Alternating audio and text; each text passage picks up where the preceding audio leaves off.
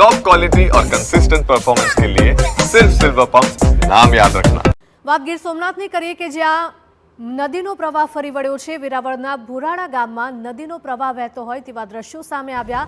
ગામ વચ્ચેથી પાણીનો ધસમસતો પ્રવાહ વહી રહ્યો છે। ગામ લોકોની મુખ્ય રસ્તા પર અવરજવર પણ ઠપ થઈ ગઈ છે।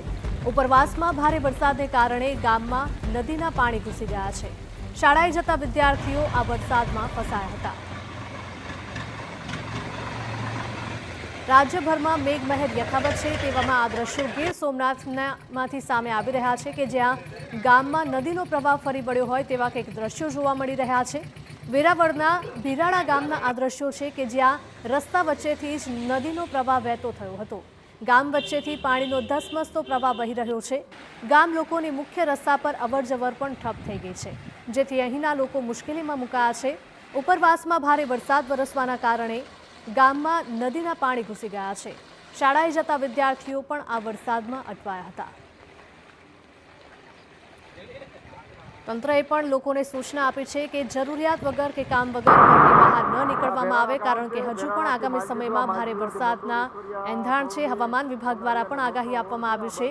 રાજ્યભરમાં આગામી 7 દિવસ સુધી વરસાદને લઈને આગાહી આપવામાં આવી છે। તેવામાં આ દ્રશ્યો ગીર સોમનાથના એક ગામમાંથી સામે આવી રહ્યા છે કે જ્યાં રસ્તા વચ્ચે જ નદીના પાણી ફરી વળ્યા હોય તેવો ઘાટ ઘડાયો છે। વેરાવળના ભીરાડા ગામના આ દ્રશ્યો છે કે જ્યાં ગામ વચ્ચેથી પાણીનો ધસમસતો પ્રવાહ વહેતો જોઈ શકાય છે। ગામ લોકોની મુખ્ય રસ્તા પરની અવરજવર પણ હવે ઠપ થઈ ગઈ છે। ઉપરવાસમાં ભારે વરસાદ થયો અને ભારે વરસાદના કારણે ગામમાં નદીના પાણી ઘૂસી ગયા છે। તો શાળાએ જતા વિદ્યાર્થીઓ પણ આ વરસાદના પાણીમાં ફસાયા હતા। ગીર સોમનાથમાં અવિરત વરસાદ વરસી રહ્યો છે, જેના કારણે અહીંની નદીઓ પણ ગાંડીતૂર બની છે। આટલું જ નહીં, પરંતુ નદીના પાણી છે તે આસપાસના ગામડાઓમાં પણ હવે ઘૂસવાનું શરૂ થઈ ગયું છે। વેરાવળના આ દ્રશ્યો છે। સંવાદદાતા વિજયસિંહ જોડાયા છે। વિજય, જણાવશો કે આ પ્રકારના દ્રશ્યો સામે આવી રહ્યા છે, રસ્તા ઉપર નદીના પાણી ફરતા જોઈ શકાય છે। ચોક્કસથી જણાવી દઉં તો જે રીતે જૂનાગઢ જિલ્લામાં સર્વત્રે ધમાકેદાર વરસાદે એન્ટ્રી કરી છે, જે રીતે હવામાન વિભાગની આગાહી છે કે છેલ્લા 22 તારીખ સુધી ધોધમાર વરસાદ પડવાની શક્યતા, તેને લઈને પણ ખાસ જૂનાગઢ જિલ્લામાં ગીર કાંઠાના વિસ્તાર છે, જેમાં મેંદડા વિસ્તાર હોય કે વિસાવદર હોય કે સાસણગીર હોય, આ સમગ્ર વિસ્તારમાં ધોધમાર વરસાદ વહેલી સવારથી પડવાની શરૂઆત થઈ છે। આપ ફાટી હોય તેવી સ્થિતિ નિર્માણ થઈ છે। મેંદડા રસ્તા ઉપર પણ પાણી ફરી વળ્યા છે। જે રીતે માળિયા હાટીનાનો ભાખરવડ ડેમ પણ જ્યારે ઓવરફ્લો થયો છે, મધુવંતી નદીમાં પણ નવા નીર આવ્યા છે, પૂર જેવી સ્થિતિ નિર્માણ થઈ છે।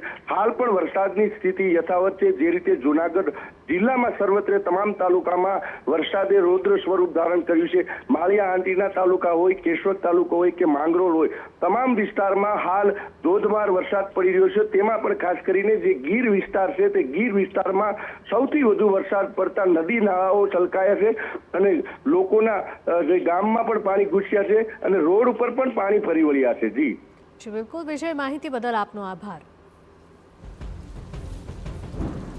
વેરાવળના ભીરાડા ગામના આ દ્રશ્યો છે કે જ્યાં રસ્તા વચ્ચેથી જ નદીનો પ્રવાહ વહેતો જોઈ શકાય છે। ગામ વચ્ચેથી પાણીનો ધસમસતો પ્રવાહ વહી રહ્યો છે।